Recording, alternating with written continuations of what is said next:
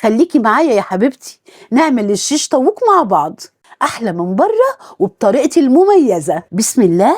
معايا بصلتين مفرومين، هضيف عليها التوابل وهكتبها لكم في الوصف. معلقة السكر ودي مهمة جدا، نعصر ليمونة، هنضيف دبس الرمان وده روح التتبيلة، ومكس كل ده مع بعض واضيف وراك الفراخ بعد ما غسلتها وقطعتها وخليتها زي الفل، وقلب الفراخ مع التتبيلة كويس وغطيها واسيبها في التلاجة 3 ساعات عشان تتشرب التتبيلة كويس. واجهز الصينية بتاعتي وادهنها بالزيت، واخرج الفراخ وادهنها في الصينية وارص مع الفراخ بصل وفلفل وطماطم بتحل الطعم جدا، ودخلها الفرن لمدة 40 دقيقة وتابعيها، وغطي الصينية بالفويل أول تلت ساعة، وآخر 10 دقايق شغلي عليها الشواية عشان تاخد وش جميل. بعد كده حطي الفحماية مع نقطة زيت ولا أجدع حياتي. ما تنسوش تعملوا متابعة، وسلام.